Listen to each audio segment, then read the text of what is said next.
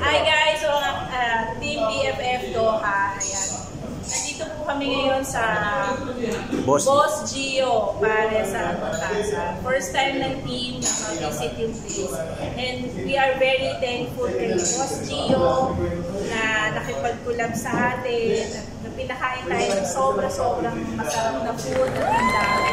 Ayan, thank you sir. Welcome po. Kayo nagsawa sa team. Thank you.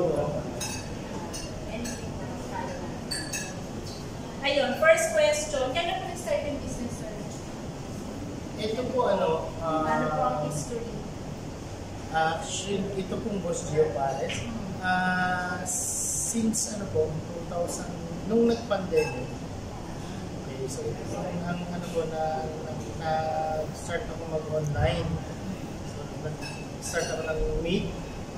Sa taga-Meet shop. And then, nag-distribute ako ng mga gulay. Kasi yun yung pinaka-madaling gawin nun kasi nagbabayad ako. So, actually, ako yung nag-resign sa trabaho ko kasi ang naisip ko na lang po na pagkakita para makasunod itong pag-online. Then, pandemic, so doon nagkaroon ng opportunity ko. So, nagkaroon ako ng gulay. Kahit ano po na pwede i-bet. And dahil nga po ako lumaki sa pagkakarne, kasi yung negosyo ko parents na sa Pilipinas, baka baboy na lang. So, naisip ko yung mag-distribute na mag-online ng baka. Okay. And then mga grocery items. Mas yung i-message ng customer, bibili ko sa supermarket, papatulong ko, dideliver ko. May page po ako na pwede sila order. So, mga tapos nakakuha ko ng kliyente ng mga vegetables sa mga restaurant. So, madaling araw nasa vegetable market ako. Mamimili ako doon. Po-portion ko sa sasakyan. Talagang entrepreneur talaga kayo in heart and in ano maliit pa lang kami. Kasama na kami ng magulang namin sa pamilya. Kasi nung nasa province kami, pag-vakasyon, sa Manila kasi yung negosyo ko. Kala nila Manila po yung pagpunta doon, baka bakasyon hindi. Pagpunta namin, pag ginadala kami ng magulang namin sa Manila, kasi kami naman, alam ko na madaling araw, linis kami ng ano.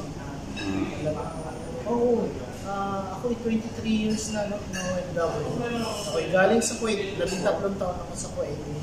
So, ang trabaho ko doon, normal na crew ng pizza, dishwasher, hanggang sa naging manager, galing. Develop ko yung panel ko, and then nagpalipat-lipat ako ng industry, na-expose ako sa mga development ng franchise, hanggang sa nagkaroon ako ng magaling na mentor. Pero kailangan ng effort, tsaka sipag, tsaka mag-invest talaga kayo ng time, pero maaari para matulog talaga kayo. Nag-aral ako doon ng short course na 6 months na management kasi hindi na pwedeng mag-promote na hindi wala akong tinapos. Eh, ako po criminology ako, undergraduate. Hindi ako nag-graduate ng dahil nag-abroad na ako. Sa murang edad nakapag-abroad tayo. Pero that time, ang sweldo po, that time, pag nung OFW ako, 2001, 9,500 pesos. Ang sweldo ko po sa Kuwait as Dishwasher. Alam niyo po yung susweldahin ko for the next 3 months, naka-advance na po yun. Yung credit card ko na yun, 2 years and a half ko pong hindi na yung ATM card, 2 years and a half ko siya hindi nakita. Kasi nag-withdraw yung pinagsakla.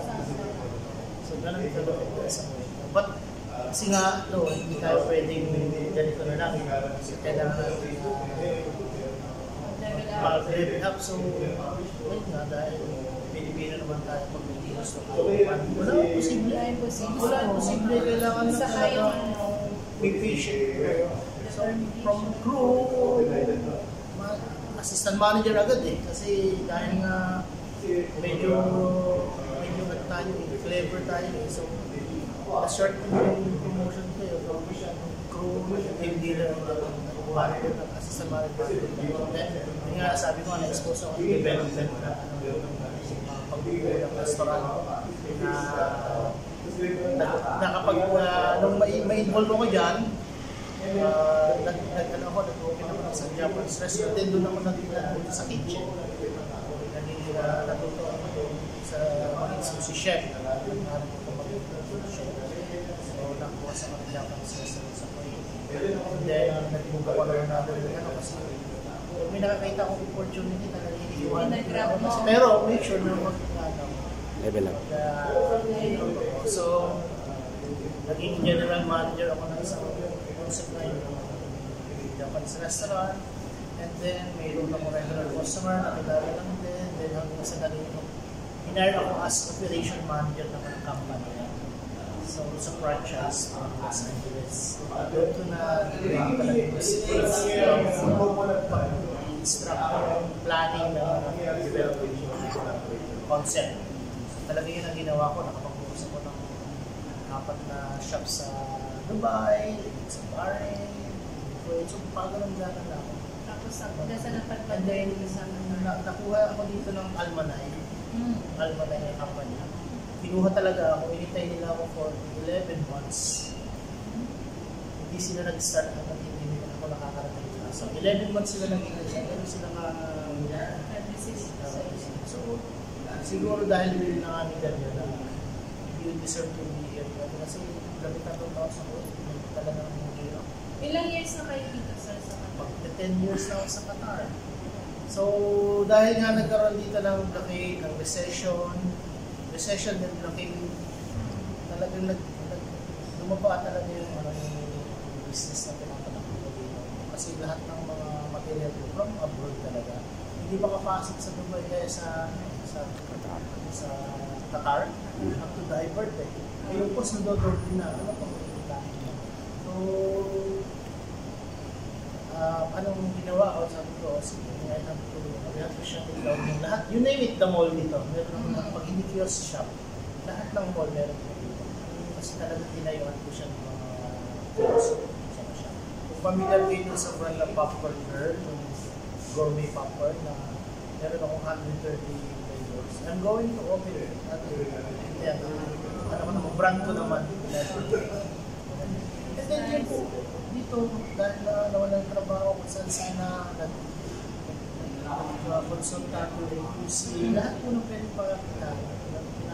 Until na, sige mag-online tayo ng puntas, gulay, captain, sa nagkakasaya customer base, maraming nagtiwala, maraming nakilala, kaibigan. Kayo na nagsusupply. So ako na nagsusupply sa kanila. But true relationship yun talaga.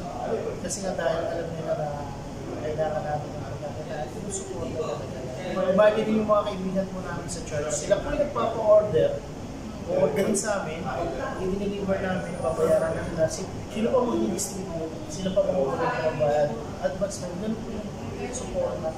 Kaya ito pong restaurant na to, ano po ito? Community restaurant po ito. Marami mong mga nakasupport na dito. Sumasaport. Talaga itong kaya marami kayo nagbibigyan ng work. Yun naman po. But not all the time naman po yung pinibigyan natin yung opportunity.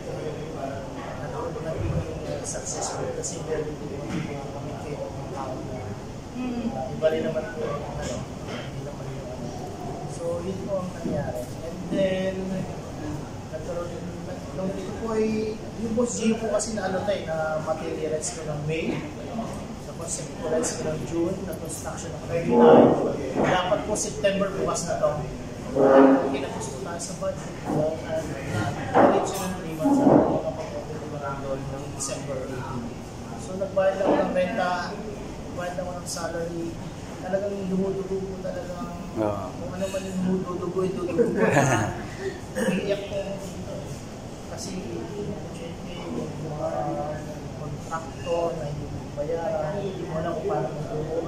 Still praying na please help me just let me do this. And then parang ako nagising lang na ganun po kabilis siya. Hindi ko napakabigat, napakahirap. Pero yung patient ko at saka yung pain, and then yung claim mo, will happen. Hindi ako bibigyan ng chance na mag-start nito kung hindi ito.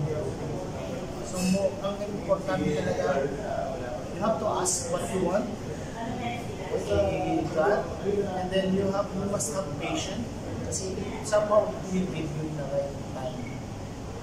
It will give you the right time. And then, kailangan mo talaga ng hard work ko. Hindi yung nag-request ka, okay, sige, maghihintay ako patiently. Pero nakahilata ka. Not work like that. You have to work hard talaga. You have to makita mo dapat yung how it happened. So, just like ang galing na story ng Boss Gio. Isa sa mga namin, masishare namin sa mga audience namin, sa mga nagsusubaybay sa mga channel namin, yung isang living proof na from nagsikap talaga. At ito na siya ngayon, guys. Wala akong imposible. Hindi madali, pero na-reach niya yung goal niya as restaurateur, entrepreneur. Kasi ako po, nagpunta po ako dito sa Qatar, sa mga isok ko, talagang dumating talaga struggle. Nagkira po ako mag-asawa sa isang partnership. Kaya kami ginawa hindi talaga magsisiya. Hindi magsisiya. Do something. Pero because we have a good relationship with God, nalampasan po namin. Talaga po, we pray for it. How we're going to find something. And then I trust my God. Kasi importante po yung faith. Yes, totoo yan. Kasi lahat po tayong mga tao, lahat po tayo may struggle.